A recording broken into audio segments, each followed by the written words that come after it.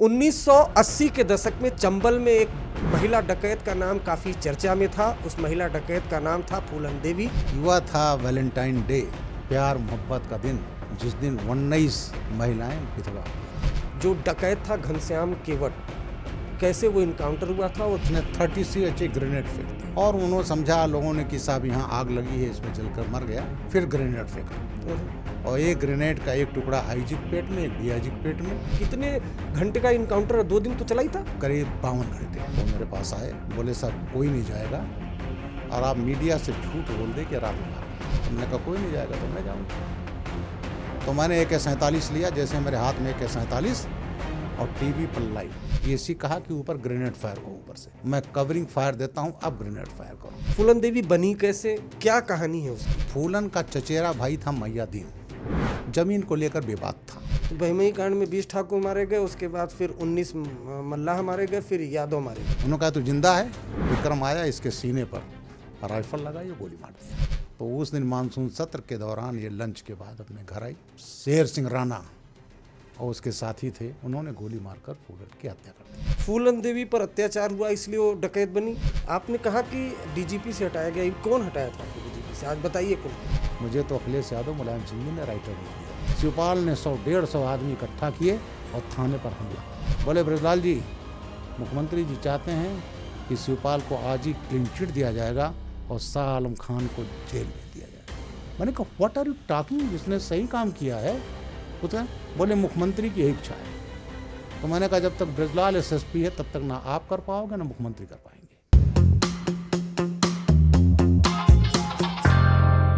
नमस्कार, आज तक रेडियो के क्राइम पॉडकास्ट में आपका स्वागत है और आप देख रहे हैं अपना पसंदीदा शो क्राइम ब्रांच। जैसा कि दोस्तों हम बताते हैं कि शो में हम लोगों से मिलते हैं, बातें करते हैं, कहानियां सुनते हैं उनसे जिनका कभी न कभी किसी न किसी तरह से क्राइम से लेना देना रहा है। दोस्तों, आज के हमारे मेहमान बेहद खास हैं। मेहमान हैं हमारे ब्रजलाल जी। ब्रजलाल जी वर्तमान में उत्तर प्रदेश से राज्यसभा सांसद हैं और उत्तर प्रदेश पुलिस के पूर्व डीजीपी रहे हैं। ब्रजलाल जी ने उत्तर प्रदेश में बीते कई दशकों तक जो आपराधिक वारदातें हुई हैं उनके गवाह रहे हैं। इन्होंने कई किताबें लिखी हैं, जिसमें कुछ किताबों के नाम वो हमारे सामने आए हैं। इंडियन मुजाहिदीन, निशाने पर गुजरात, सियासत का सबक, रंगबाज और 1.5 बिस्वा जमीन। 1980 के दशक में चंबल में एक महिला डकैत का नाम काफ़ी चर्चा में था। उस महिला डकैत का नाम था फूलन देवी। बहमई कांड कोई नहीं भूल सकता उत्तर प्रदेश में। बहमई में ठाकुरों को एक लाइन से खड़ा करके फूलन देवी ने गोलियों से भून डाला था। उन तमाम घटनाओं के गवाह रहे हैं ब्रजलाल जी। ब्रजलाल जी, आपका बहुत बहुत स्वागत है हमारे शो में। आप अपने तेवर के लिए जाने जाते थे। 19 इनकाउंटर भी आपने किया। STF में रहते हुए आपने जो सबसे कुख्यात डकैत था घनश्याम केवट को, उसने आपने खुद मारा था। तो हम शुरुआती कर लेते हैं। जो डकैत था घनश्याम केवट, कैसे वो इनकाउंटर हुआ था और कितना कुख्यात वो डकैत था? घनश्याम केवट बहुत ही कुख्यात डकैत था। वो पहले 2 सिपाहियों को मार चुका था और वो घटना थी 17 जून 2009। मैं तब ADG लॉ एंड ऑर्डर होता था। मेरे पास STF ATS और क्राइम का प्रभार था। वहाँ पर सूचना मिली, गांव के एक आदमी ने ही बताया कि वो खाना भी आकर खाता है और खाता है। तो राजापुर थाने गया और वहाँ पर SP छुट्टी पर थे, एडिशनल SP खुद नहीं गए। उन्होंने वहाँ SOG टीम भेज दी और SOG टीम गई वहाँ, उन्होंने सर्च लिया, ये लिया, वो नहीं मिला।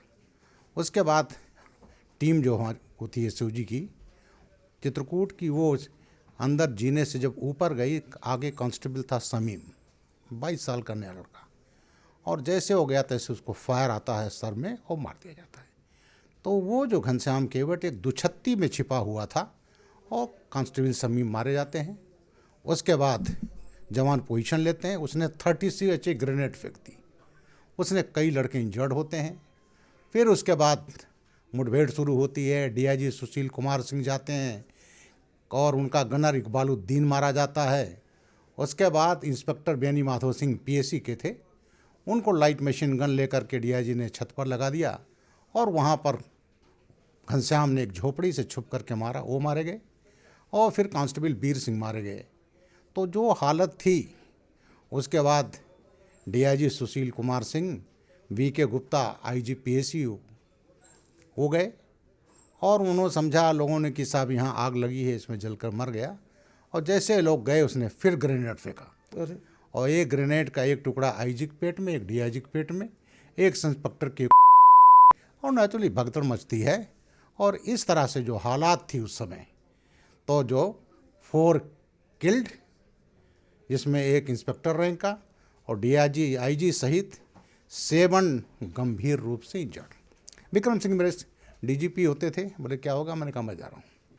मैंने हेलीकॉप्टर लिया, मैं पहुँचा तो नेचुरली यहाँ पर पुलिस डिमोरलाइज, 300-400 की फोर्स, और सब उस गांव के जहाँ गैंग था और सब गांव के करीब आधा किलोमीटर दूर राइफल रेंज। मैं शाम को गया, मेरे आईजी थे वो भी आ गए सब लोग, और फिर शाम हो गई। शाम होने के बाद मेरे एक सीनियर अधिकारी ने कहा कि सर आप डाक बंगले में चले जाएं और यहाँ फोर्स है, सुबह देखा जाएगा। मैंने कहा अगर मैं चला गया तो हमारी फोर्स क्या सोचेगी कि मेरे जून का महीना है, गर्मी है, कि मेरे एडीजी चले गए एयर कंडीशन में, मैं ही रहूँगा। और मैं वहाँ रहा और रात हो गई, ना कुछ खाने को है कुछ है। कई हमारे सीनियर अफसर वहाँ से खिसक गए। जो उसके बाद डीएम थे हृदय कुमार, आजकल इलेक्शन कमीशन ऑफ इंडिया में ही पर हैं, उन्होंने कुछ 8-10 झबिया रोटी और कुछ आलू की सब्जी, मैंने जवानों को बुलाया कि मेरे साथ खाओगे। उसके बाद मैंने 2 रोटी लिया, रोटियां कम थी तो मैंने कहा 2-2 रोटी लो, बाद में बच जाए तो ले लेना। 4 आलू के टुकड़े लिए, खाया, कुएं का पानी पिया, उसके बाद कहा ना सोऊंगा ना सोने दूंगा। उसके बाद उसने रात में कई बार प्रयास किया और मैं भी AK-47 लिए और मैं बैठा रहा, फायर किया। सुबह हो गई। सुबह होने के बाद मेरे एक अधिकारी, नाम लेना उचित नहीं होगा, वो मेरे पास आए, बोले साहब कोई नहीं जाएगा और आप मीडिया से झूठ बोल दें कि रात में भाग गया। अच्छा, आप लोगों के कैमरे सब लगे हुए थे और तमाम कैमरे लगे हुए थे। मैंने कहा मैं झूठ नहीं बोलूँगा, कोई नहीं जाएगा तो मैं जाऊँगा। आप जहाँ 400 की फोर्स आधा किलोमीटर नहीं बाहर, माफ करिए टोक रहा हूँ कि मतलब एक अधिकारी ने बोला कि आप ये बोल दो कि घनश्याम टेवट भाग गया। रात में भाग गया, फिर बाद में देख लिया जाएगा। फोर्स डिमोरलाइज है, अभी कोई जाएगा नहीं। तो मैंने कहा कोई नहीं जाएगा तो मैं जाऊँगा। तो मैंने AK-47 लिया, जैसे मेरे हाथ में AK-47 और टीवी पर लाइव। मेरी बेटी नोएडा में ही जॉब करती थी, वो देखी मुझे बाप को, तुरंत फ़ोन किया, पापा लगी रोने। हमने कहा बेटा तेरे बाप ने बहुत गोली चलाई, तुमने देखा नहीं। आज मैं नंबर 2 हूँ प्रदेश का, लेकिन मैं हट नहीं सकता, मत देखना। मेरी वाइफ ने देखा और नेचुरली पत्नी तो पत्नी होती है, गला रुधा हुआ, हमने कहा मत देखना टीवी। आज भी वो फुटेज नहीं देख पाती। फिर मैंने AK-47 लिया और जब मेरी फायरिंग शुरू हुई तो मैं करीब 20-25 फुट के रेंज में था और हमारी ज़्यादातर फोर्स जो थी वो आधा किलोमीटर दूर। गोलियां चलने लगी और उसके बाद वो चूँकि 2 मंजिले था, वो सबको देख रहा था। कारतूस उसके पास 125 कारतूस थे, ग्रेनेड थे।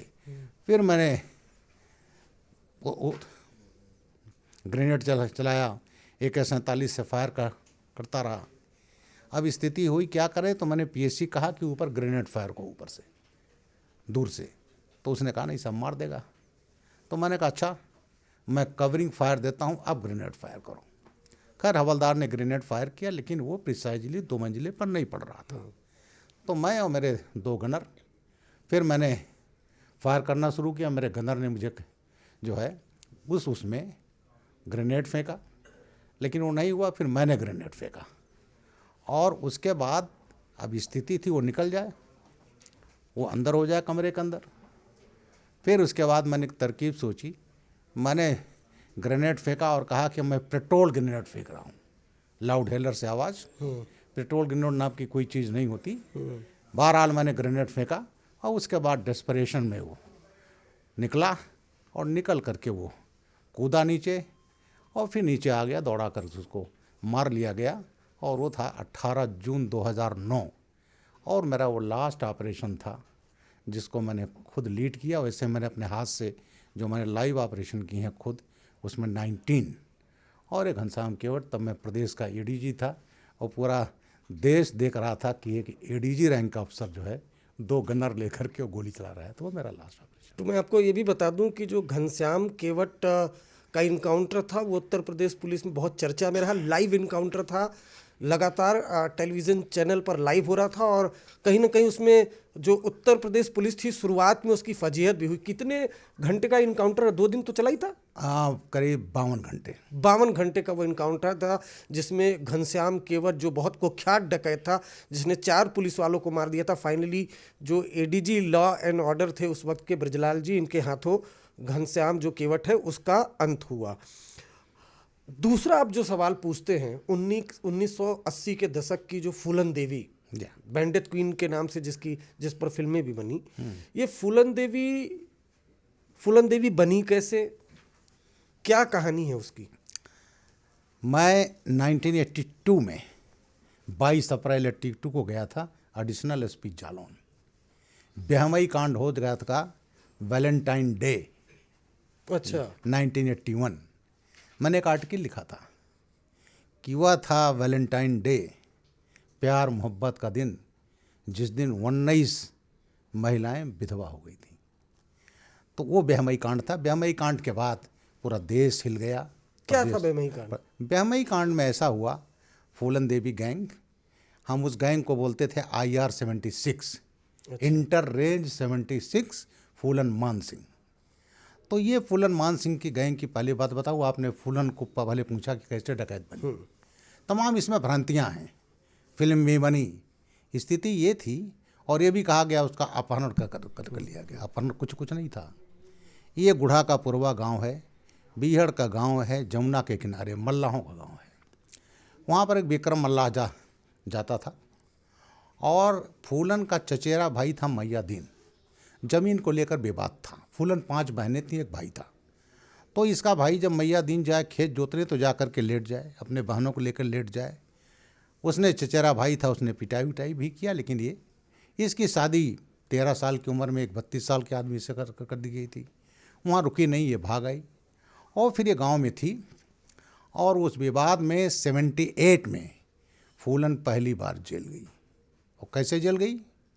इसके भाई मैया दीन ने सोचा विरोध कर रही है लगातार, तो विक्रम मल्लाह उसका सगा ममेरा भाई था, जो उस समय बाबू गुजर और विक्रम मल्लाह का गैंग चलता था। वहाँ तो डकैतियाँ जो होती थी उस ज़माने में दिन दहाड़े होती थी, कोई रात के अंधेरे में नहीं होती थी। तो उसने गैंग को बुलाया, अपने घर में डकैती डलवाई, सबने देखा। और उसमें वो विक्रम मल्लाह को नामजद उसका भाई था, उसको कोई दिक्कत नहीं, वो तो फरार था। और साथ साथ फूलन को नामजद किया। कालपी थाने मुकदमा कायम हुआ, फूलन जेल गई, 1 महीना जेल रही, उसके बाद बाहर आ गई। अब उसके बाद उसने फिर विरोध करना नहीं छोड़ा। किसने? फूलन ने। अच्छा। अपने ममरे भाई का, अपने चचेरे भाई का, मैया दीन का, ज़मीन के विवाद में उसको न्याय नहीं मिला था। उसके बाद जो सो कॉल्ड अपहरण है, विक्रम मल्लाह जो इसका भी मेरा भाई लगा, क्योंकि विक्रम की चचेरी इसकी मैया दीन की चचेरी बहन थी। वो दिन था 79 और उस दिन थी नागपंचमी। नागपंचमी के दिन मैंने फूलन की माँ से बात किया पुस्तक लिखते समय। वैसे मैं तो वहाँ का एडिशनल एसपी भी था। तो उसने कहा कि विक्रम आ गए, मैं तो बुआ लगती थी, मेरा पैर छुआ, मैंने आशीर्वाद दिया। और उसके बाद वो घर में गया, फूलन का हाथ पकड़ा, बोला कि मैं इसको ले जा रहा हूँ, ये मेरी है, और जा करके जहाँ लिखाना हो मुकदमा लिखा दो, चूँकि मैं तो बागी हूँ। मुकदमा लिखा गया। फूलन की माँ गई कालपी में, मुकदमा लिखा नहीं गया। इस तरह से फूलन अपने मर्जी से विक्रम के साथ गई और विक्रम के साथ भी बाबू गुजर जो था गैंग लीडर। अब उसके बाद वो मलखान की राइफल लेकर भाग गया। तो सबसे बड़ा गैंग था मलखान गैंग। उसके बाद विक्रम ने रात में सोते समय 79 में गोली मार दी बाबू गुजर को। बाबू गुजर के मरने से दो फायदा हुआ। एक तो फूलन के ऊपर वो बुरी नज़र रखता, वो बात ख़त्म हो गई। दूसरी चीज़, मलखान जो नाखुश था क्योंकि उसकी राइफ़ल लेकर भाग आया था, तो राइफ़ल मलखान के पास भेज दी गई। अब उसके बाद विक्रम गैंग लीडर हुए। इसी बीच में फिर लाला राम श्री राम जो ठाकुर थे जमानत पर आ गए और उनके साथ एक महिला डकैत और आ गई, उसका नाम था कुसुमा नाइन। इस समय आजम कारावास भोग रही है जालौन की जेल में। ये आ गई। उसके बाद कहीं ना कहीं ये गैंग में था कि ये छोटी जाति का है और लाला राम श्री राम ठाकुर थे। तो उन्होंने ये आपस में झड़प होती रहती थी और एक दिन रात में सोते समय, और वो था 1980, सोते समय, और उसको लाला राम श्री राम संतरी ड्यूटी गए और उन्होंने, एक ने विक्रम को गोली मार दी और एक ने उसके फूफा लगता था गैंग का नंबर 2 बारेलाल, ये दोनों मारे गए। फूलन को जो है उठा लिया गया, लेकिन बीहड़ में हुआ, बेहमई हुआ, बिल्कुल हुआ, लेकिन गैंग ने किया। लेकिन ये जो बात बताई गई है कि बेहमई में ले 1 हफ्ते रखे और वहाँ के राज, ये बात बिल्कुल गलत है। क्योंकि हम तो वहाँ के बगल में एडिशनल एसपी रहे हैं, कोई गैंग गांव में नहीं रुकता, दे नेवर स्टे, गए और चले आए। तो बहरहाल विक्रम मल्ला और इसके बाद जो स्थितियाँ बनी वो हम कहेंगे गैंग वार के साथ साथ वो जातिगत वार भी हो गया। अच्छा, तो एक तरफ जो मल्लाह थे, जो बैकवर्ड थे, ये सब एक तरफ हो गए और एक तरफ लाला राम श्री राम जो राजपूत वगैरह थे उनके साथ हो गए। अब इनमें आपस में गोलियां चलती रहती थी। वहाँ जो उस दिन गए थे लोग, वो फूलन इसकी विक्रम मल्लाह बारेलाल की मौत का बदला और साथ ही साथ फूलन के साथ जो बेइज्जती हुई उसके बदला ये गए हैं। और वहाँ पर मैंने तो वहाँ रहा ही, मैंने लिखते समय एक जंटर सिंह को बुलाया था और जंटर सिंह वो किताब भी दिखा दीजिएगा, जरा फ्रंट पेज दिखा दीजिएगा। हम दिखाते हैं, ये है पुलिस की बारात, फूलन एंड चंबल गैंग्स। और मैंने इसमें एक, ये मेरे पास है एक फोटो, ये है, ये जंटर सिंह है, ये देखें गोली, हाँ ये जंटर है, ये जंटर हैं। एक चैप्टर लिखा है बेहमई की कहानी जंटर की जुबानी है।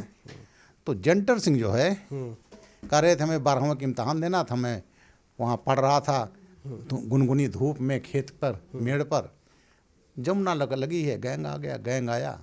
कहा हम लोग डरते नहीं थे क्योंकि गैंग तो आते रहता था, कभी लाला राम श्री राम दोनों साथ साथ थे तो आते रहते थे।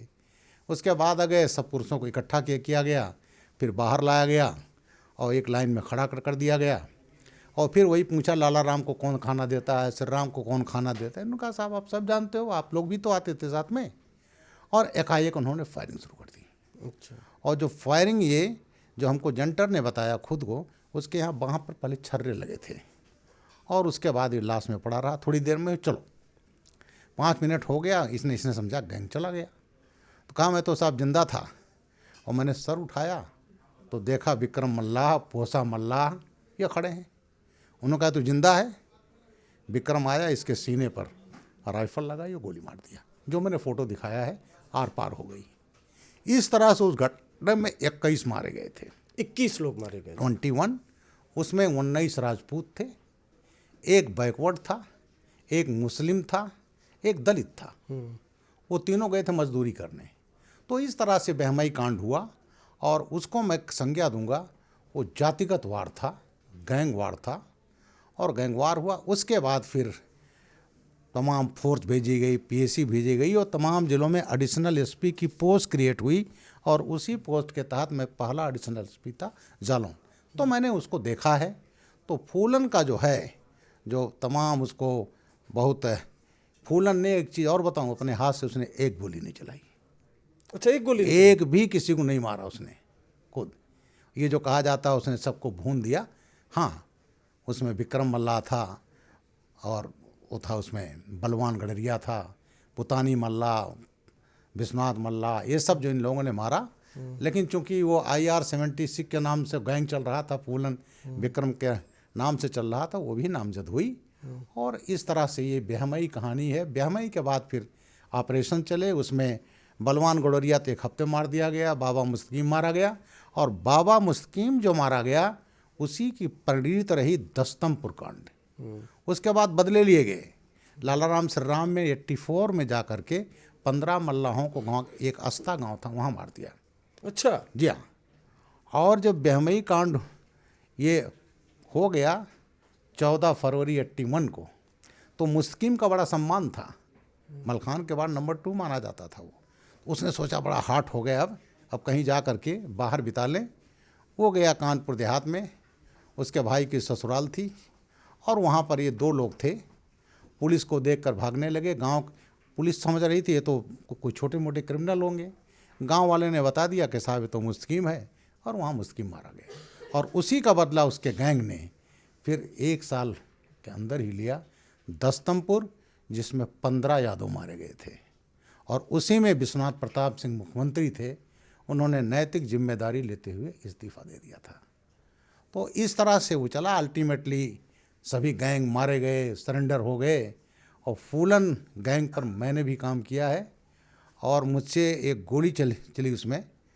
और जब विक्रम जेल चला गया, बाहर आ गया, तब जब मैं डीजीपी से हटा दिया गया और मैं पुलिस एकेडमी मुरादाबाद में डायरेक्टर था, तो मुझे मालूम हुआ कि मान सिंह मल जो है बाहर आ गया है।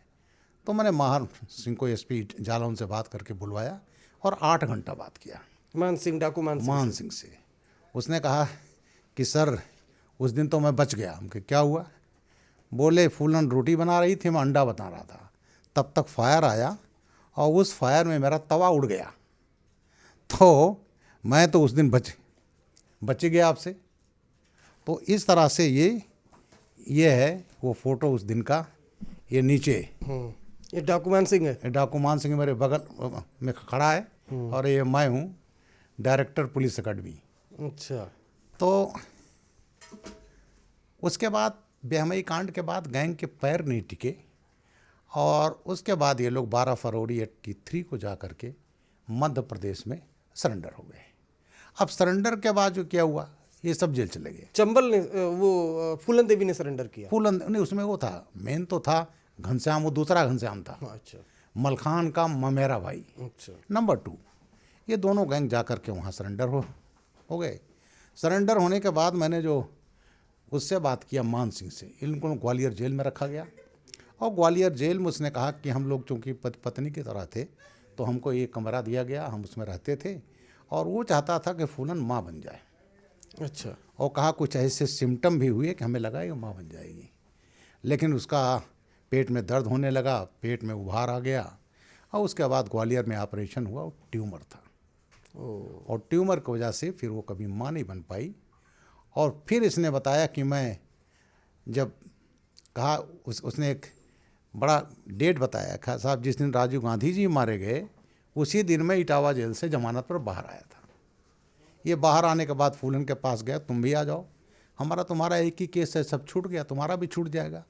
उसने कहा नहीं जाऊँगा तो मुझे वहाँ के ठाकुर मार डालेंगे। अच्छा। तो ये बाहर नहीं आई।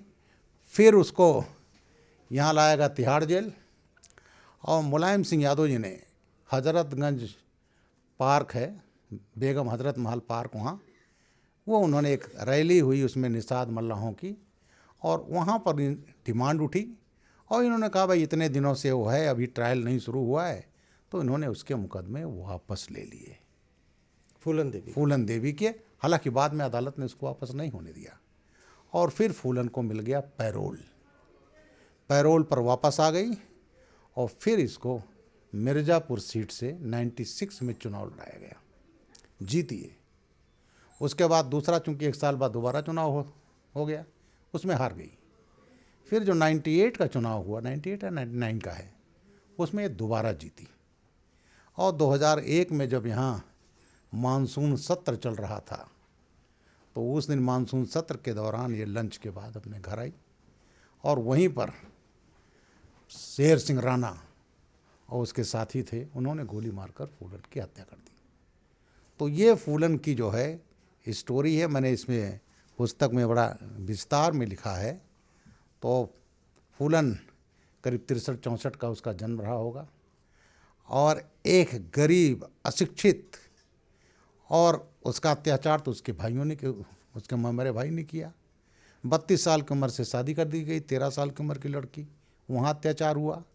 लेकिन ये देखिए कि उस हालात से निकली हुई संसद सदस्य बनी, 1 बार नहीं 2 बार, और फिर शेर सिंह राणा ने उसकी हत्या कर दी। मैंने उस शेर सिंह राणा की स्टोरी, दिल्ली के पुलिस कमिश्नर मेरे बैचमेट थे भीम सिंह बस्सी, तो मैंने कहा भाई उसकी ज़रा इंट्रोगेशन की फ़ाइल भेजो, तो वो फाइल मेरे पास आई, मैंने लिखा है उस पुस्तक में। शेर सिंह राणा का कोई पर्सनल कोई दुश्मनी नहीं थी, वो तो रहने वाला हरिद्वार का था। वहाँ पर वो पढ़ रहा था, तो उसके साथी थे, उन्होंने कहा कि तुम बड़े ठाकुर बने फिरते हो, एक फूलन नहीं मारी गई तुम लोगों से। अब उसके दिमाग में चढ़ गया और उसके बाद प्लान बनाने लगा। एक विजय कश्यप थी, उसकी पत्नी तो फूलन मल्लाह थे, हरिद्वार के थे, आते जाते रहते थे, उनके साथ ये भी आने लगा फूलन के।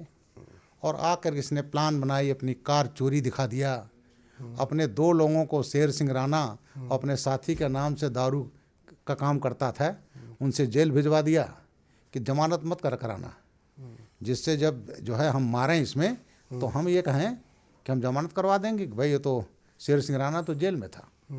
बहरहाल इन लोगों ने हत्या की, और हत्या करने के बाद शेर सिंह राणा गया और इसने हरिद्वार में प्रेस कॉन्फ्रेंस की कि मैंने मारा है। और उसका ये था कि ज़्यादा से ज़्यादा क्या हो, कुछ दिन में जमानत पा जाएंगे। लेकिन जब जमानत नहीं हुई उसकी, तब उस समय एक प्लानिंग किया सुभाष ठाकुर ने, जो इस समय आजम कारावास की सज़ा भुगत रहा है, जे हॉस्पिटल कांड। जान रहा हूँ। जी हाँ, सुभाष ठाकुर, उसने प्लान किया। फिर इसके बाद शेर सिंह राणा ये देखता था, जब पुलिस ले जाती थी पेशी पर, तो जेल वाले पुलिस वालों का वो नहीं दिखते थे आइडेंटिटी कार्ड, वर्दी देख लिया पुलिस से, ठीक है, तो उसने फर्जी आइडेंटिटी बनवाई, वर्दी बनवाई दिल्ली पुलिस की, और फर्जी कोर्ट का डॉक्यूमेंट बनाया किसकी पेशी है, वो लेकर गए, उन्होंने उसको दे दिया और फरार हो गया।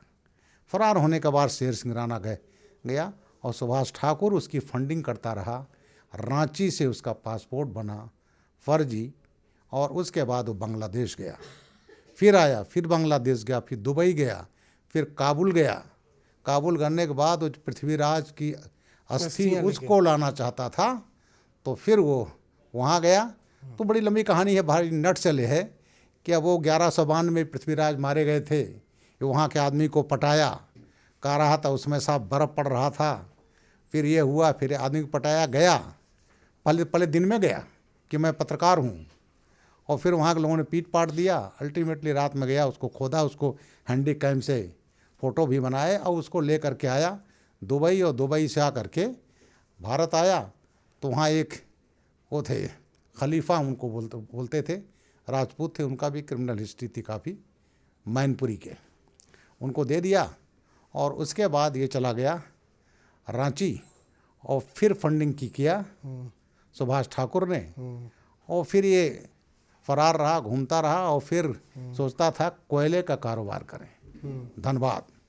उसने देखा कोयले के कारोबार पर सुरेश सिंगोरा राजपूतों का ही कब्जा है, तो उसने फिर अपना शुरू किया, और उसी में कलकत्ता से बात कर रहा था, तब तक दिल्ली पुलिस ने उसको पकड़ लिया। कुल मिला के जो फूलन देवी चंबल से निकली, 13 साल में 32 साल की उम्र के व्यक्ति से शादी हुई, फिर वो डकैतों के गैंग में वो सरगना भी बनी।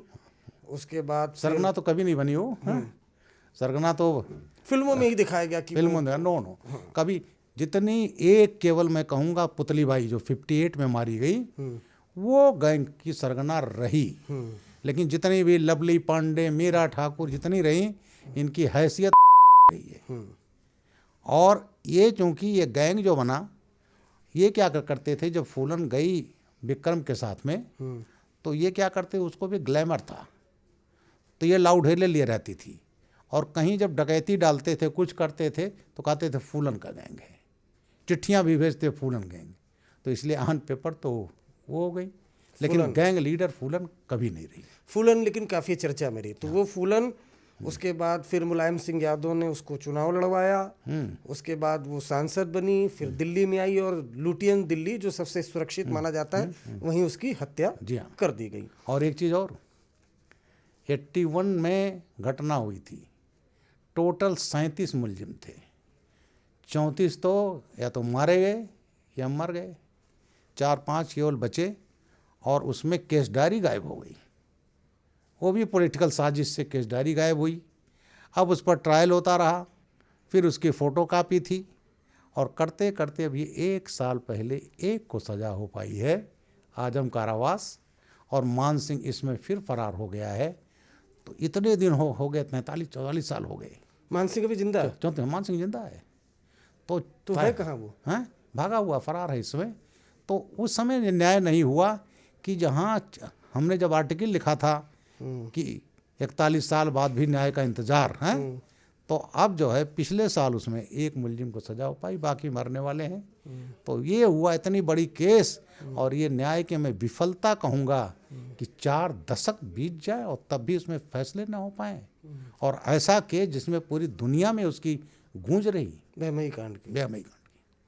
तो बहमई कांड में 20 ठाकुर मारे गए, उसके बाद फिर 19 मल्लाह मारे गए, फिर यादव मारे गए। यादव मारे गए। तो ये जातीय संघर्ष इसको कैसे? हम तो जातीय, मैं कहूँगा फूलन गैंग जो बना वो जातीय संघर्ष था। हाँ, लेकिन जो विक्रम वगैरह गैंग बने वो गैंग लीडर थे बाकायदा, और मेन काम था उस ज़माने में अपहरण करके पैसा लेना। चंबल में जो गैंग हुए, शुरू में डकैती वगैरह भी किए, लेकिन बाद में वो डकैती करना अपना वो समझते थे बड़ा छोटा काम है, तो उनका काम था अपहरण करना, अपहरण करके फिरौती ले। लेकिन चंबल गैंग के में एक वसूल होता था। जो गैंग बने वो दुश्मनी के कारण बने। किसी ने मर्डर कर दिया तो फरार हो गया, किसी के साथ ज़मीन के संबंध में जाती हुई वो हुआ। तो ये लोग, उनका ये पेशा नहीं था। गैंग चलना है तो पैसा चाहिए, तो करते थे। मेन करते थे अपने दुश्मनों का बदला लेना। ये था मलखान भी उसी में बना। तो जितने, और बाद में जो गैंग में आए तो ज़्यादातर होता था बदला लेने के लिए। और कुछ प्रोफेशनल भी थे, लेकिन जो गैंग लीडर थे वो प्रोफेशनल नहीं थे। फूलन देवी पर अत्याचार हुआ इसलिए वो डकैत बनी? क्या अत्याचार मतलब किस तरह से वो डाकुओं के? मैं अत्याचार ये कहूँगा उसके चचेरे भाई ने किया। मैयादीन किसी बाहर के आदमी ने नहीं किया। मैयादीन उसका चचेरा भाई था। और वो ज़मीन, मैं उसका किस्सा बता दूं, इसके पिताजी थे देवीदीन और मैयादीन के पिताजी, संयुक्त परिवार था। तो ज़मीन जो है मैयादीन के पिता के नाम थी। तो पता चला वो जब उसके पिताजी मर गए, इसने कहा मैं तो नहीं हिस्सा दूंगा, ऐसा तो मेरे नाम से, मेरे पिता का नाम है तो मेरे आ गई। इसने कहा भाई हम सबका हिस्सा है। और उसी में जब ज़मीन जोतने जाता था वो मैयादीन, तो ये जाकर विरोध करती थी, लेट जाती थी। और यही सबसे दबंग थी बहन, छोटी थी लेकिन तब भी। तो उसी में इसने फूलन के खिलाफ फर्जी मुकदमा लिखवाया।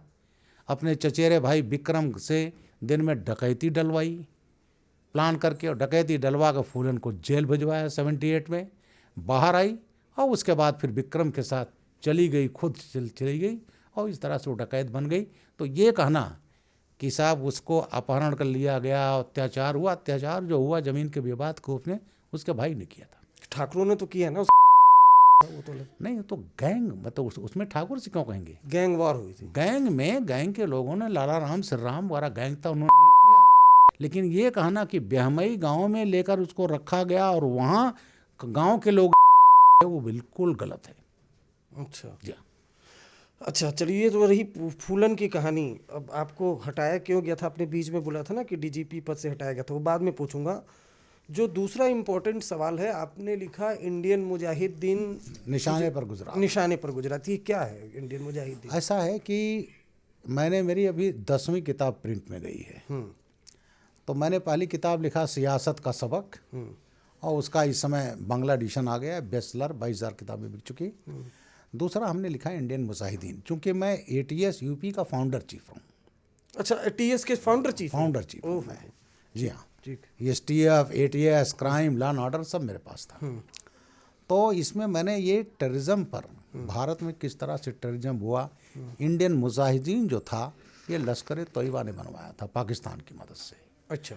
जब तमाम घटनाएं होते थे, पाकिस्तानी पकड़े जाते थे, तो इनको ये होता था कि भाई हमारी बदनामी होती है, तो क्यों ना हम इनको ट्रेनिंग दें और इंडियन मुस्लिम से ही करवाएं, जिससे कभी बात आए तो हम कहें भाई तो तुम्हारे मुसलमान हैं, ये कर रहे हैं। तो उस पर ये जो सिम्मी का कैडर था वो बैन हुआ। फिर एक बना कर्नाटका डिग्निटी फोरम के नाम से बना। फिर एक बना केरला में, क्या PFI? नहीं, PFI तो बाद में बना है। एक तमिलनाडु था, तमिल मनीला पसराई, और एक था नेशनल डेवलपमेंट, उसमें केरला का। ये सब मिल करके फिर उन्होंने इंडियन मुजाहिदीन बनाए, और ये बना था कस्बा भटकल है गुजरात में। भटकल। और 2 भाई रियाज भटकल, इकबाल भटकल अब भी पाकिस्तान में बैठे हैं। तो इंडियन जो मुजाहिदीन बना, लश्कर तोयबा का आप कहिए इंडियन रूप था, और इसमें सबसे बड़ा जो तमाम जो टेररिज्म की घटनाएं हुई वो आजमगढ़ मॉड्यूल था। और आजमगढ़ मॉड्यूल का जो यहाँ बटला हाउस हुआ, बटला हाउस में जो मारा गया था आतिफ अमीन, वो नॉर्थ इंडिया कमांडर था। तो बटला हाउस हुआ, उसके बाद तब लोगों को मालूम हुआ कि भाई इंडियन मुजाहिदीन की घटना है। तो इंडियन मुजाहिदीन जो यूपी में घटनाएं की तब मैं ही था। तब 3 कचहरी ब्लास्ट हुए थे, लखनऊ, अयोध्या, बनारस, 23 नवंबर 2007। और इसके अलावा बनारस में संकट मोचन ब्लास्ट हुआ था, दशा समेत घाट ब्लास्ट हुआ था, और हुआ था शीतला घाट ब्लास्ट। और इंडियन मुजाहिदीन का जो काम था, दिल्ली में तो कई घटनाएं हुई। 29 अक्टूबर 2005 को हुआ था सरोजनी नगर, धनतेरस के दिन, greater Kailash, Delhi high court हैं 2008 में। 2008 ये सब घटनाएं हुई। और इसके अलावा आजमगढ़ मॉड्यूल का ही रोल था जयपुर ब्लास्ट, जिसमें करीब 70 लोग मारे गए थे। फिर 2008 में हुआ था अहमदाबाद ब्लास्ट, उसमें मोदी जी को मारने का प्रयास हुआ था और इंडियन मुजाहिदीन ईमेल भेजा था, और उस ईमेल में पूरा लिखता था कि इसने मैंने किया है। और वो कार जो चोरी करके लाई गई थी, एक मऊ का आदमी था, वो लाया था बम्बई से, वो पहुंचाया था। और जब लोग ब्लास्ट होते गए, मर रहे थे, घायल हो रहे थे, हॉस्पिटल लाए जा रहे थे, तो इन्होंने सोचा मोदी जी मुख्यमंत्री हैं तो जाएंगे हॉस्पिटल। तो इन्होंने जो इमरजेंसी था वहाँ लगा दिया कार ब्लास्ट, कार में बम लगा दिया। और उसके बाद वो ब्लास्ट हुआ तो टोटल 56 मरे गए थे, 28 वहीं मार दिए गए थे। तो इनका था मोदी जी जाएंगे और कार ब्लास्ट करेंगे, मार दिए जाएंगे। तो वो जो अहमदाबाद ब्लास्ट था, इसके बाद इसी इंडियन मुजाहिदीन ने 2006 में 26 जुलाई 2006 में किया था, लोकल ट्रेन ब्लास्ट किया था, उसमें 209 लोग मारे गए थे। जर्मन बेकरी ब्लास्ट, आपका हैदराबाद गोकुल चाट, बुद्धा पार्क। तो ये तो सब इसमें निशाने पर गुजरात क्यों ऐसा था जब गोधरा हुआ, अब तो उस पर फिल्म भी आ गई है। गोधरा जो हुआ वो हुआ था 27 फरवरी 2002। राम भक्त वहाँ गए, अयोध्या थे, कोच नंबर 6, और वो साबरमती एक्सप्रेस से आ रहे थे और गोधरा गए। गोधरा में जा करके उसको कोच नंबर 6 को दोनों तरफ से घेर करके पेट्रोल डालकर जला दिया गया था। 59 लोग मारे गए थे उसमें। और उसके बाद वो जांच चली रही थी, तब तक 2004 में लालू जी बन गए रेलवे मिनिस्टर, 25 मई 2004 को। 2005 में बिहार का इलेक्शन होना था, तो लालू जी ने सोचा बहुत बढ़िया मौका है, अवसर बना ले इसको। तो इन्होंने एक बनर्जी आयोग बना दिया। रेलवे मिनिस्ट्री को कोई हक नहीं है बनाने का, केवल या तो सेंट्रल गवर्नमेंट होम मिनिस्ट्री बना सकती है या स्टेट गवर्नमेंट बनाती है। बनर्जी साहब सुप्रीम कोर्ट के जज थे। लालू जी के कमरे के ठीक सामने कमरा मिल गया, सुधीर कुमार उनके वेस्टी, और इन लोगों ने करके और 17 जनवरी 2005 को रिपोर्ट दे दिया कि साहब वो तो जो है एक्सीडेंटल था, उसमें कोई बाहरी इंटरफेरेंस नहीं था। और जैसे हुआ तो लालू जी ने अपनी देसी स्टाइल, बाबा लोग थे, अयोध्या दर्शन करके आ रहे थे, चिलम पी रहे थे, कमंडल में आग रखे थे, कुछ लोग स्टोव से खाना बना रहे थे। इस तरह से करके उन्होंने एक फर्जी नैरेटिव गढ़ा और उसको ये कहा कि इसमें मुस्लिम्स का कोई रोल नहीं है। और 2005 में बिहार का जब चुनाव हुआ तो उसको यही भुनाते रहे कि नीतीश कुमार उस समय थे, उन्होंने नहीं बचाया, हमने बचाया मुसलमानों को। और उसके बाद फिर उसी का परिणत थी अहमदाबाद दंगा। तो उसमें घटना हुई, उसमें ज़्यादा तो मुस्लिम मरे, हिंदू भी मरे सबसे ज़्यादा। और उसको फिर जो है ये टेररिस्ट जहाँ भी ब्लास्ट करते थे, चाहे अहमदाबाद हो में किया, बॉम्बे में किया, तो ईमेल भेजते थे रिवेंज ऑफ गुजरात।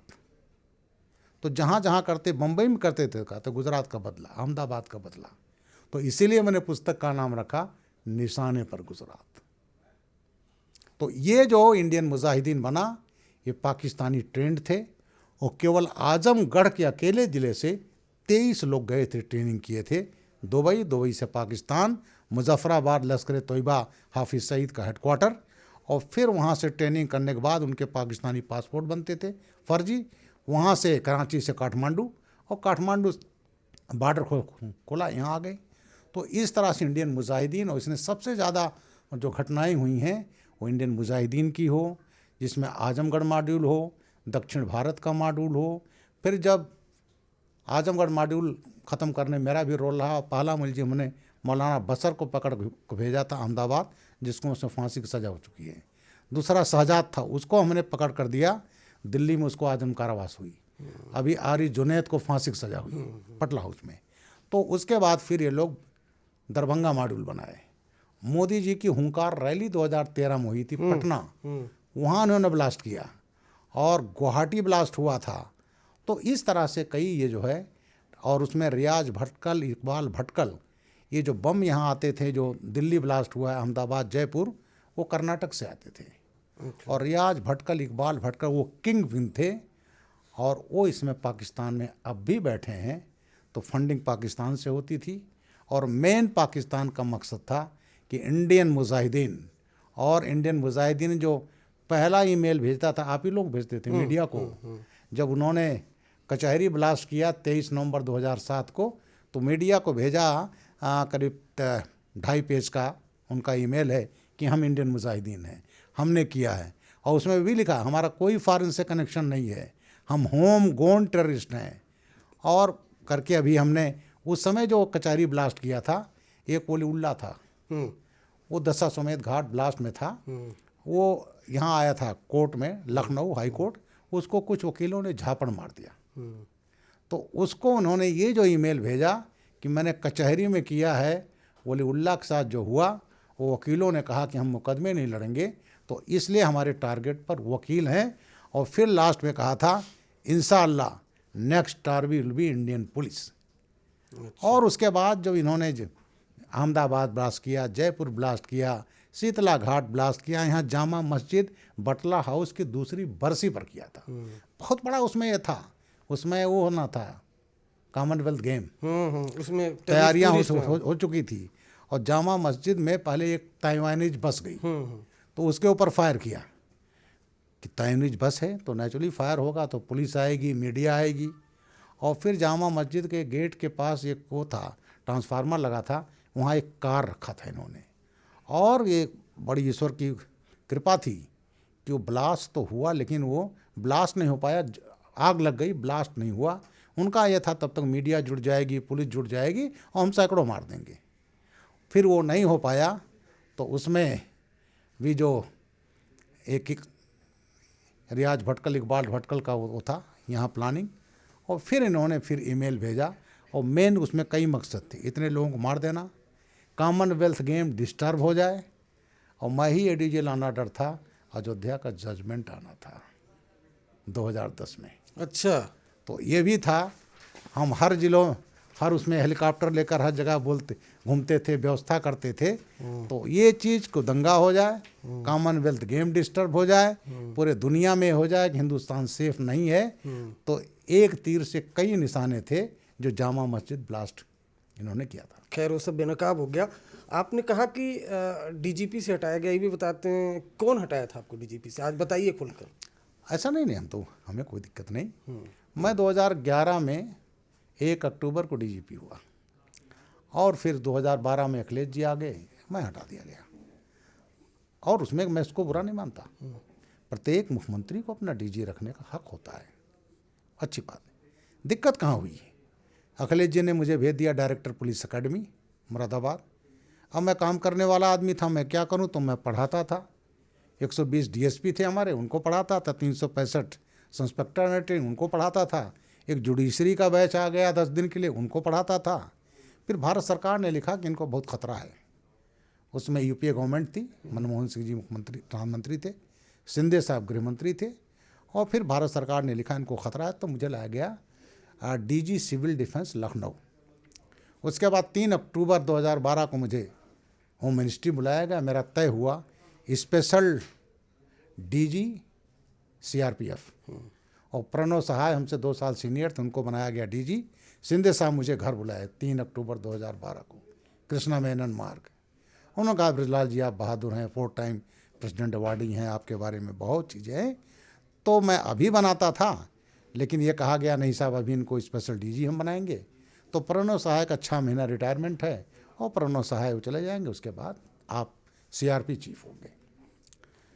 तो मेरे ऑर्डर्स आ गए, सिंधे साहब बुलाए, उन्होंने कहा मैंने मुलायम सिंह से बात कर लिया, अखिलेश यादव जी से बात कर लिया, आप टाइम दे मांगो दे देंगे। मैंने टाइम मांगा, अखिलेश जी ने मुझे टाइम नहीं दिया, मुलायम सिंह जी ने टाइम दिया और मुझे अकेले में बात किया। हाँ DG साहब क्या बात है? हमने कहा साहब मुझे खतरा है और इसलिए मुझे यहाँ लाया गया था, अब मुझे CRPF ले आ गया। बोले हाँ सिंधे साहब का फ़ोन आया था और हम आपको रिलीव कर देंगे। फिर सिंधे साहब बुलाए कि हमने बात कर लिया, फिर मिल लो। बहरहाल कुछ लोगों ने उनको बताया कि he is one of the youngest DG। मैं 22 साल की एज में IFS में आया था, 4 महीने बाद IPS में, तो मैं 22.5 साल की उम्र में आया था। तो बोले he is one of the youngest DG, 14 में पार्लियामेंट इलेक्शन होगा और यही CRP का मुखिया रहेगा, 4.5 लाख की फोर्स इलेक्शन में CRPF ही जाती है, ये तंग कर सकता है। तो ये कहते रहे, मुझे कार्यमुक्त नहीं किया। तो मैं 2.5 साल DG सिविल डिफेंस रहा। मेरे पास कम समय बहुत था, काम कम था, तो मैंने कहा लाओ कुछ और काम करूं। मैंने कभी किताब पुस्तक लिखने के बारे में सोचा नहीं, तो मैंने फिर मेरी एनर्जी डाइवर्ट हुई और मैंने पुस्तक लिखना शुरू किया। आज भी जब मैं सिस्टम पर बैठता हूं तो 9-10 घंटा लगातार डिक्टेशन देना मेरे लिए नॉर्मल है। तो मैंने पहली पुस्तक लिखी सियासत का सबक, और जो प्रधानमंत्री जी ने को मैं देने गया, मोदी जी को उन्होंने मेरी पुस्तक को अपना आशीर्वाद दिया है। तो उन्होंने कहा कि BJP में आ गए तब से लिख रहे थे कि पहले से लिख रहे थे? मैंने कहा साहब मुझे तो अखिलेश यादव मुलायम सिंह जी ने राइटर बना दिया। अगर मुझे CRPF में रिलीव कर दिए होते तो मेरा ध्यान ही नहीं जाता पुस्तक लिखने का, तो मुझे भेजे नहीं। तो मेरा 2.5 साल का कार्यकाल था, मैंने वहीं से लिखना शुरू किया और फिर वो सिलसिला जारी रहा। अब तो मेरी 10 किताबें प्रकाशित होंगी और अभी जो मेरी पुस्तक मेरी आत्मकथा का वॉल्यूम 1 है, जो प्रभात में, उसका नाम रखा है मेरा जीवन संघर्ष। तो मैंने जीवन संघर्ष में तमाम चीज़ें लिखी है, किस तरह एक गरीब घर में पैदा हुआ, 10वीं तक नंगे पांव जाता था, 24 किलोमीटर पर डे आना जाना, ढेबरी की रोशनी पढ़ा, गरीब माँ बाप का बेटा हूँ। हाई स्कूल में मेरी UP में 43rd रैंक आ गई, नेशनल स्कॉलर मिल गया। तब 10वां पास करने के बाद मैंने हवाई चप्पल ख़रीदा था। फिर 72 में इंटरमीडिएट किया, मेरी UP में 10th रैंक आई। ये गरीब घर का, दलित घर का माँ बाप का बच्चा हो 10th रैंक होल्डर। मुझे IAS IPS कुछ नहीं मालूम। नेशनल स्कॉलरशिप मिलती थी। तो मेरे गुरु थे सरबजीत सिंह, मेरे केमिस्ट्री टीचर, बेटा तो इलाहाबाद चला जा। मैंने गोरखपुर नहीं देखा था। बहरहाल मेरे माँ बाप ने बड़े मुश्किल से 2 पैंट 2 कमीज पहली बार बनवाई, नहीं पहले पजामे पहनता था। और इलाहाबाद गया 72 में, 74 में BSc किया। मेरी 6वीं रैंक थी इलाहाबाद यूनिवर्सिटी में, फिजिक्स केमिस्ट्री मैथमेटिक्स। और मेरे पास ऊलन, जब तक MSc तक मेरे पास कोई ऊलन कपड़ा नहीं होते थे। और फिर मैंने BSc मेरी 6वीं रैंक रही। फिर मैं यहाँ देखा तो IAS IPS बन जाते हैं। तो 76 में मैंने MSc मैथमेटिक्स किया। BSc के बाद घर गया था कि जा रहा हूँ, जब तक कुछ कर नहीं लूँगा तब तक घर नहीं आऊँगा। मैं बड़ा ज़िद्दी हूँ इस मामले में। तो 76 में मैंने MSc फाइनल का इम्तहान दिया, 76 में इंडियन फॉरेस्ट सर्विस का दिया और सिविल सर्विस दिया, और केवल एक ऑप्शन IPS। और नवंबर 76 में पहली बार दिल्ली देखा था, फर्स्ट वीक में आया था यूनियन पब्लिक सर्विस कमीशन, और इंटरव्यू दिया। और नवंबर 76 लास्ट में रिजल्ट आ गया। मैं ठीक 22 साल का था, मैं इंडियन फॉरेस्ट सर्विस ऑफिसर बन गया। 2 महीने बाद फॉरेस्ट एकेडमी देहरादून, 4 महीना वहाँ रहे, उसके बाद यहाँ आ गए। तो मैंने जो पुस्तक मेरी प्रिंट है, मेरा जीवन संघर्ष, उसमें मैंने लिखा है इस चीज़ को। और मुलायम सिंह जी को, अखिलेश यादव को मैंने धन्यवाद दिया है कि इन्होंने मुझे CRPF में कार्यमुक्त नहीं किया, जिसने मुझे राइटर बना दिया। नहीं तो मैं राइटर नहीं बनता। क्यों नहीं कार्यमुक्त किया, ये बताइए। कार्यमुक्त उनका ये था इटावा। जब मुलायम सिंह जी 89 में पहली बार चीफ मिनिस्टर बने तो मुझे होम मिनिस्ट्री बुलाया गया 18 दिसंबर 89। मेरे होम सेक्रेटरी थे AK रस्तोगी। बोले ब्रिजलाल जी आप अपने बैच के पहले SSP हैं और वो भी इटावा जा रहे हैं, आप मुख्यमंत्री जिले का, आपको बधाई दूं या सद्भावना व्यक्त करूं? तो मैंने कहा सर मेरी वर्किंग आप जानते हो, मेरी तो करीब 9 साल की वर्किंग हो रही थी। मैं लखनऊ का SP सिटी था 84-86। मेरी मुलायम सिंह जी से कभी मुलाकात नहीं थी। तो मेरी कार उन्होंने प्रणाली देखी थी कि बहादुर लड़का है। और उसके बाद जब तो हमने कहा सर वो मुझे ले जाएंगे अपने विरोधियों के खिलाफ इस्तेमाल करने में, वो मैं नहीं करूँगा। तो बोले मैं कुछ नहीं कर सकता। तो मैं मुलायम सिंह जी के पास गया उसी समय। उसी दिन as a chief minister Etawah जा रहे थे, बोले चलिए हमारे साथ हेलीकॉप्टर में। तो मैंने खैर कुछ कहा, मेरे अपने कपड़े उपड़े वहाँ सीतापुर में रखे हैं, और फिर जो है मैंने कहा सर मुझे मत ले जाओ, आपको दिक्कत होगी। नहीं माने, मुझे इटावा ले गए। बड़ी लंबी कहानी, उस पर मेरी किताब है इटावा फाइल्स। इन ब्रीफ में बहरहाल इन ब्रीफ जो है वो दिन था 8 अप्रैल 90। 8 अप्रैल 90 को माननीय राम गोपाल जी ने फ़ोन किया। उन्होंने कहा भाई साहब एक यादव जी की ज़मीन को शिवपाल ने अपने आदमियों से कब्जा करवा लिया है, मैं परिवार का हूँ, मैं कुछ कर नहीं पा रहा हूँ। मैंने भेजिए। मैंने थाने पर मुकदमा काम कराया। थाना अध्यक्ष थे शाह आलम खान। शाह आलम खान गया सुबह और 22 लोगों को कब्जा करते हुए पकड़ दिया, और वो ज़्यादातर सैफई के थे। थाने लाए गए। सैफई थाने, वहाँ सैफई गांव के प्रधान दर्शन सिंह यादव, वो दर्शन सिंह यादव नहीं, कांग्रेस के जिसको मुलायम सिंह को पाला उन्होंने ही, वो थाने गए अपने लोगों को, छोड़ो इन लोगों को। बोले क्यों छोड़ दे? बोले मैं कह रहा हूँ इसलिए छोड़ दो। आप कौन हैं?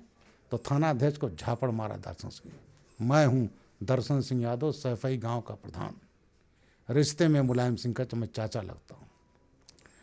हमारा खुददार थानेदार था, उसने 22 पहले बंद थे, दर्शन और 2 आदमी और थे, 25 को बंद कर दिया। 25 हो गए। किसी ने जा कर के शिवपाल को बता दिया तो चाचा बंद हो गए, अब तो इज्जत चली गई। शिवपाल ने 100-150 आदमी इकट्ठा किए और थाने पर हमला। पूरा थाना भाग गया। हमारे थाना अध्यक्ष को बेदम करके, अधमरा करके, छोड़ करके सब मुलजिम लेकर चले गए। मुझे मालूम हुई जब मैं गया थाने पर तो मेरा थाना अध्यक्ष पिटा पड़ा था, खून निकले, वर्दी खून से स्तर पर। डीआईजी का फ़ोन आना शुरू हो गया। डीआईजी साहब आए, गुंगेश, वो डीआईजी नहीं थे, एसपी रैंक में खास थे, तो उनको डीआईजी रेंज बना दिया था। सीधे शिवपाल के घर गए और वहाँ से 4 मुकदमे हमारे थानाध्यक्ष शाह आलम के खिलाफ फर्जी कायम करवा दिया उन लोगों से जिसको शिवपाल थाने से छुड़ा ले गए थे। क्या? मेरी घड़ी छीन ली, मेरी चेन छीन लिया।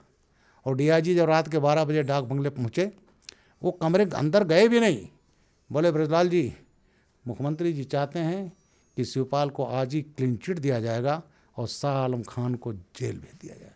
मैंने कहा व्हाट आर यू टॉकिंग, जिसने सही काम किया है कुछ है? बोले मुख्यमंत्री की यही इच्छा है।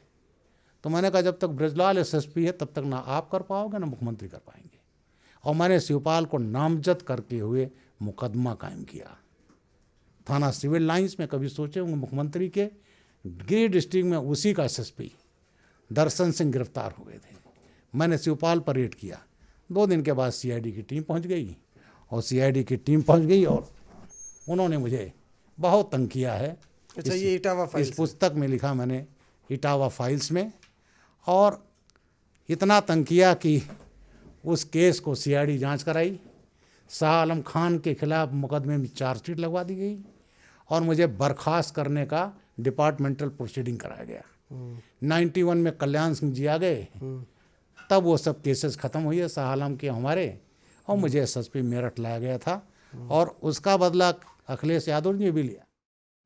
जब मैं डीजी सिविल डिफेंस था, सीआरपी इन्होंने छोड़ा नहीं था, तो जो कचहरी ब्लास्ट में खालिद मुजाहिद पकड़ा था हमने, ये लोग अयोध्या गए ट्रायल में,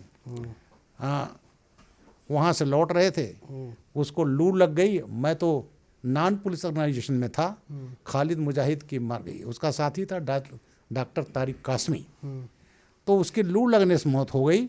तो मेरे ऊपर मुकदमा कायम करा गया। ब्रजलाल ने गिरफ्तार करवाया था, ब्रजलाल ने मरवा दिया।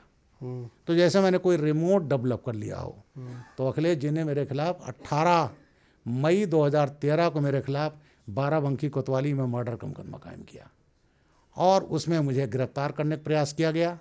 उसमें कुछ था नहीं। फिर इन्होंने सीबीआई को भेज दिया, सीबीआई ने 3 महीने करके भेज दिया कि झूठा है। फिर उन्होंने क्राइम ब्रांच सीआईडी को दे दिया, और फिर एक आईजी था उस ज़माने में जिसके बारे में कहा जाता 1 लाख पर डे। तो वो जब मैं स्पेशल डीजी था, एडीजी था 4.5 साल, फिर डीजीपी था, तो दाएं बाएं उसकी मैं पोस्टिंग करता था। तो इंस्पेक्टर को बुला करके साहब इसको जेल भेजना है करके, बहरहाल जोगी आदित्यनाथ आ गए। 14 में रिटायर हो चुका था, तो 17 में मैं उस मर्डर केस से मुक्त हुआ। तो इस परिवार ने जितना हो सकता है इतना मुझे तंग, और केवल एक न्यायिक कार्य में शाह आलम खान को अगर जेल भेज दिया होता तो शायद मैं भी बड़ा खास बन जाता। तो जितनी मेरे साथ जाति की गई है वो इस पुस्तक में है, इटावा फाइल्स। इसी का ही नाम मिला क्या कि अब बीजेपी से आप राज्यसभा सांसद बन गए? नहीं साहब, ये तो मैं नहीं कहूँगा, लेकिन अखिलेश हाँ, मुलायम से लेकिन टक्कर लेकिन लिया तो तो? हाँ, चूँकि अब उसे बता दूँ आपको, मैं 30 नवंबर 2014 को पौने 38 वर्ष के सरकारी सेवक पर रिटायर हुआ। 5 दिन पहले मेरे 2 पत्रकार मित्र, आप जानते होंगे, सलम मणि त्रिपाठी IBN 7 और मनोज राजेंद्र त्रिपाठी, दोनों मेरे घर आए। बोले भैया रिटायर हो रहे हो, क्या करोगे? वो जानते थे मेरी कोई पॉलिटिकल लीनिंग नहीं है। तो मैंने कहा मुझे एक नौकरी मिली है 5 लाख रुपए महीने की, एक मेरठ में मेडिकल यूनिवर्सिटी है, उसका वाइस चांसलर। बोले करोगे? मैं कहा नहीं करूँगा। मैंने कहा मेरी ब्रांड वैल्यू का इस्तेमाल होगा, नहीं करूँगा। तो दोनों ने बड़े उसमें कहा धीरे से, भैया बीजेपी में क्यों नहीं आ जाते? मैंने कहा ब्रजलाल और राजनीति, जो जिंदगी भर पॉलिटिशियन से लड़ता रहा। जब मैं SP रूरल था तो धर्मवीर जी थे इलाहाबाद में, उन्होंने मेरा तबादला करवाया। और आपको इटावा फाइल तो आपको बता ही दिया। तो मैंने कहा ये पॉलिटिक्स तो मेरे लिए नॉर्थ और साउथ पोल लगता है। बहरहाल बात ख़त्म हो गई। 5 दिन के बाद 5 दिसंबर 2014 मुझे रिटायर हुए 5 दिन हुए थे। सलम का फ़ोन आया, भैया मेरे दफ्तर आ जाएंगे। IBN 7 में गया, बीजेपी के बहुत बड़े नेता वहाँ मिले। लक्ष्मीकांत वाजपेयी जी, जो आजकल हमारे साथी राज्यसभा में हैं, प्रदेश अध्यक्ष होते थे, घर आ गए, क्योंकि मेरठ का SSP रहा। और फिर कहा गया मुझे करने के लिए। अब मैंने कई चीज़ सोची। अब राजनीति को भी, अगर राजनीति में आना है तो समाजवादी से मेरा 36 का आंकड़ा, कांग्रेस 0। एक चीज़ और है बड़ी इंटरेस्टिंग है, जो बार बार लोग सवाल पूछते हैं, आप दलित थे, मायावती के शासनकाल में आप DGP रहे। हाँ, मायावती के तो आप काफी करीबी थे, चाहते साढ़े थे। करीबी नहीं, मैं तो ब्यूरोक्रेट था, तो आप करीबी का लो। तो मेरा तो एक ब्यूरोक्रेट का संबंध था। और 4.5 साल में ADG, special DG law and order रहा। तो लोगों ने यही सवाल पूछा था मुझसे कि आप BSP में क्यों नहीं गए। मेरी अब तक की बहन जी से अंतिम मुलाकात, अब तक की मैं कहूँगा, 1 जनवरी 14, सब लोग गए, 9 वर्ष का दिन था, मैं भी चला गया।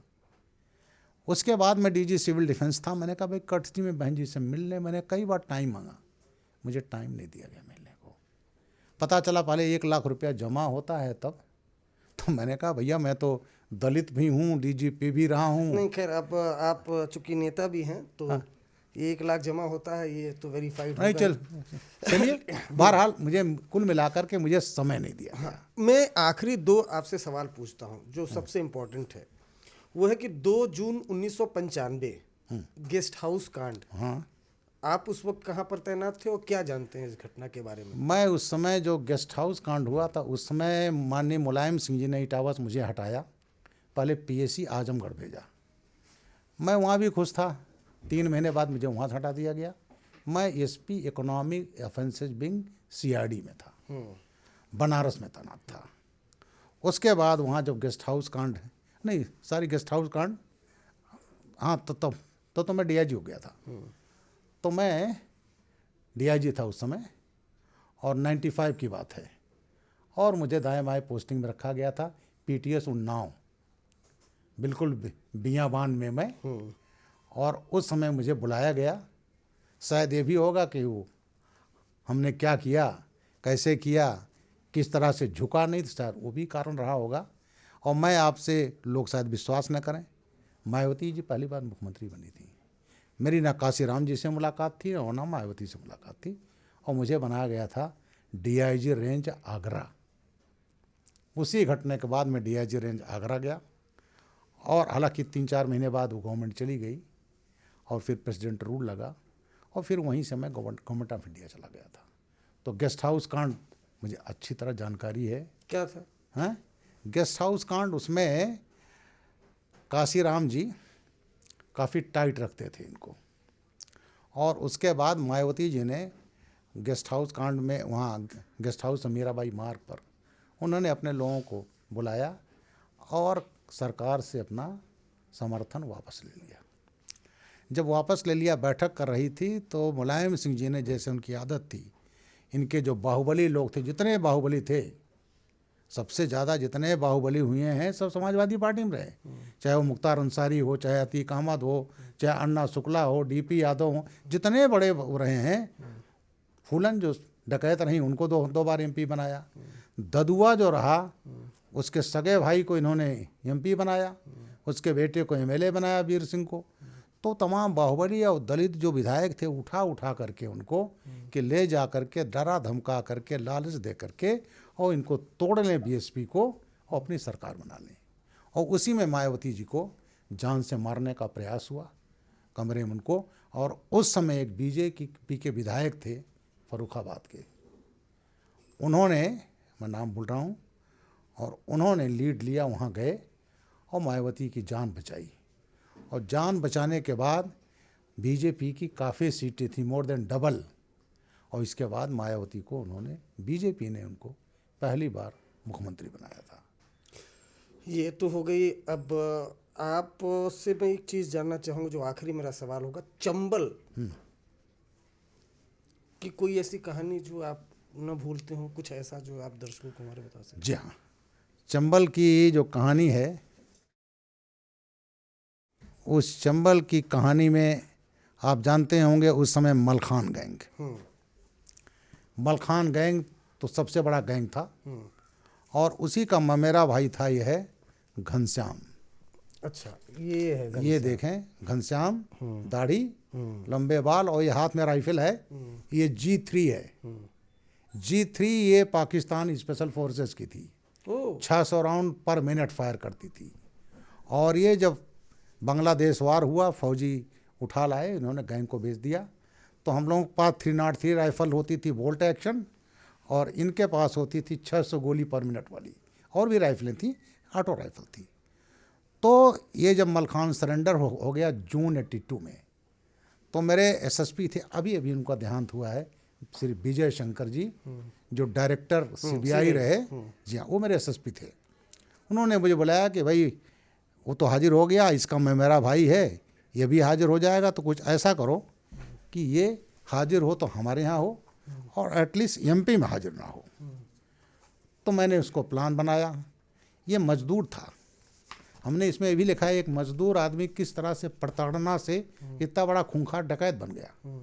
तो वहाँ के एक महंत थे, और उस महंत की कोठी को मैंने इस पुस्तक में अपनी उसका दिया है।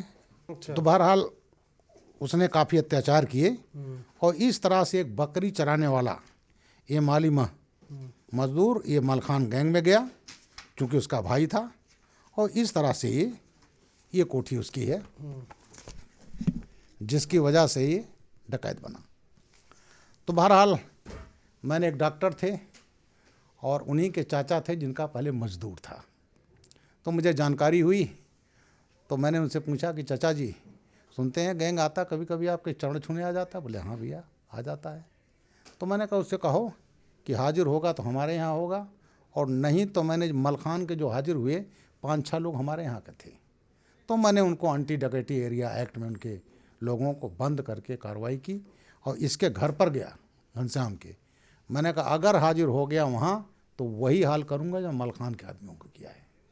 और उसके बाद उसकी चिट्ठियाँ आने लगीं उन्हीं के माध्यम से, और ये चिट्ठियाँ मैंने कुछ, डकैत घनश्याम आपको भेजने लगा? जी हाँ, ये कुछ चिट्ठियाँ मैंने इस पुस्तक में रखी है। अच्छा, एक डकैत की चिट्ठी एक पुलिस अधिकारी को, ये देखिए, एक डकैत ने ये ब्रजलाल जी को चिट्ठी भेजी थी, डकैत का नाम घनश्याम। ठीक है। तो ये इनका वही चीज़ यही था कि साहब हम तो आपके रियाया हैं, हम कहाँ जाएंगे, और ये होगा तो हम आपके यहाँ, लेकिन हमारी ये कुछ शर्तें होंगी। वो शर्तें हुए, बहरहाल बात हुई। फिर ये हुआ कि मैं एक आदमी भेजूँगा। तो वो दिन था 15 अगस्त 82। 14 अगस्त को मेरे डीजी थे श्री चंद्र दीक्षित, जो बाद में एमपी हुए थे वो। तो वो आए, मीटिंग हुई, और जब चले गए तो मेरे एसएसपी विजय शंकर तिवारी साहब और मैं, हम गए तो उन्होंने कहा कि ये लड़का लगा है उसको सरेंडर कराने में, व्हाट डू यू से? उन्होंने कहा मुझे गैंग की जानकारी नहीं, मैं अभी भी डीजी हुआ हूँ। उनका सब था, मुझे अब भी याद है, जब जूनियर अफसर सवाल करता तो उसका जवाब चाहता है। मैं जब जानता नहीं उसके बारे में तो मैं जवाब क्या दूँ? तो मेरे अब तो स्वर्गीय हो गए, मेरे छोटे भाई की तरह मुझे मानते थे। बोले सर मैंने कुछ नहीं कहा, आपने कुछ नहीं सुना। उसके बाद हम विजय शंकर जी हम दोनों आए उनके घर, बैठे। बोले ब्रजलाल तुम कोई आदमी भेज रहे हो सुना है? मैंने कहा हाँ सर भेज रहा हूँ। कौन जाएगा? मैंने कहा मैं जाऊँगा। बोले व्हाट आर यू टॉकिंग, तुम जाओगे? ये नहीं हो सकता। मैं 27 साल का था, 5 साल की नौकरी थी। बोले तुम्हें कुछ हो गया तो तुम्हारी वाइफ को क्या जवाब दूंगा? वो बच्ची जैसी है 22-23 साल की, मेरे बच्चे नहीं थे। मैं भी चलूँगा। हम कह नहीं, आपके 2 बच्चे हैं, मेरी लाइबिलिटी उतना नहीं है, और हम मारे गए तो एक्स्ट्राऑर्डिनरी पेंशन में मिल जाएगी, मेरे वाइफ की ज़िंदगी कट जाएगी। आपके 2 बच्चे हैं, आपको मैं रिस्क नहीं लेने दूंगा। तो उनके आंखों में आंसू। फिर बहरहाल मुझे एक बड़े भाई की तरह से, और फिर किस तरह से मैं वहाँ गया तो लाला जी वहाँ थे कि कोई आदमी लेकर आएंगे। मैंने कहा चाचा मैं बच्चा जैसा था। बोले कि जो है आप कहना कि मेरा रिलेटिव है, आ गया। फिर गैंग का उसका रिश्तेदार आया, कर रहा होगा, वो लेकर गया, हमें भिंड ले गया, लाहौर तहसील। वहाँ एक आदमी पोस्ट गमछा डाले हुए, उसको लेकर हम आगे बढ़े। उसने रास्ते में नारियल और चुनरी खरीदवाया। फिर हम गए मोह, फिर ग्वालियर में। ग्वालियर के जंगल है, बीच में रोड जाती है। फिर उसने कहा साहब यहाँ से अंदर जाना पड़ेगा। जीप मैंने कस्बा मोह था वहाँ रुकवा दिया। तो वहाँ लाला जी, मैं, मेरा इंस्पेक्टर, और हम किस तरह से गए 15 किलोमीटर डीप।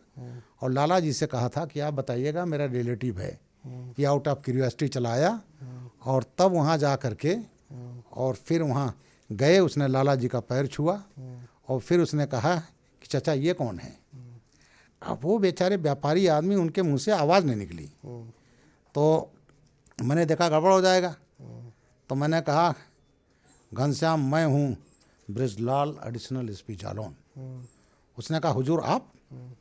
ऐसा नहीं होता। मैंने कहा भाई तेरा भी पेशा रिस्की है, मेरा भी पेशा रिस्की है। तो ऐसा है कि मैं यहाँ आ गया हूँ, तो उसने अपनी यही राइफल G3 जो है मेरे पैर पर रख दी। अच्छा, मेरे पैर पर रख दी, और फिर वहाँ जिसको बड़ा सम्मान करते हैं उसका टीका करते हैं। तो ला करके मेरा टीका किया, और 1001 रुपया। मैंने कहा तेरे पाप की कमाई, ये नहीं लूँगा। तो बहरहाल वो बातचीत हुई। ये दूसरा फ़ोटो खींचा था। ये देखिए बाबा जैसा है, हाथ में रुद्राक्ष की माला, और एक हाथ में G3। इसका भाई एक करण सिंह और एक मन्नी सिंह अनघौरा। और ये देखिए जब सरेंडर हुआ है मध्य प्रदेश में, तब का है ये, उस समय का है। हम ये कहेंगे कि ये तस्वीरें जो हमारे प्रोड्यूसर हैं, और ये जो है ये उसका बड़ा भाई वही करण सिंह है। मैं 2012 में DG PSC था, तब गया। ये जमानत पा गए, इनको बुलाया। ये देखिए ये मेरे साथ बैठे हैं। और उसमें एक मुन्नी बाई थी। ये मुन्नी बाई भी ये जब सरेंडर हुई हैं, 83 का फोटो ये है, आप देख रहे हैं। तो ये तमाम डकैत फाइनली घनश्याम जिंदा आपके सामने और ये जो है, और वही जब मैं इनको बुलाया 2012 में, तो वही मुन्नी बाई हैं। अरे चलिए। और ये इनके हस्बैंड है बाबू पठान। अच्छा, तो मैंने इनसे बात किया, और कुल मिला करके वो बड़ा थ्रिलिंग था, और वो मैंने बहुत मेहनत किया। बड़ा लंबी स्टोरी हो जाएगी। विजय शंकर साहब का तबादला हुआ, एक दूसरे SSP आ गए। उन्होंने पर्सनल क्रेडिट लेने के लिए इसको ऐसा सपोर्टाज किया उन्होंने कि ये सरेंडर नहीं हो पाया, लेकिन मुझे क्रेडिट मिली। और वो मेरा एक रिपुटेशन था, एक बना कि मैं लखनऊ का शहर कप्तान आया 34 में। तो वो जो चंबल की कहानी है, वो मैंने खुद उसमें किरदार रहा हूँ, देखा है किस तरह से एक 27 साल का एडिशनल SP बिना हथियार के, और ग्वालियर दूसरे स्टेट के जंगल में जा कर के। तो ये मैंने ये पुस्तक लिखी, पुलिस की बारात, फूलन देवी और चंबल गैंग, जिसमें घनश्याम का लिखा। ब्रजलाल जी आपकी जो कहानियाँ हैं वो तो सुनते सुनते मन ही कर रहा है कि रोका न जाए। आप यहाँ हमारे आए स्टूडियो में, आपका बहुत बहुत शुक्रिया। आपको ये शो कैसा लगा अपने कमेंट जरूर डालिएगा।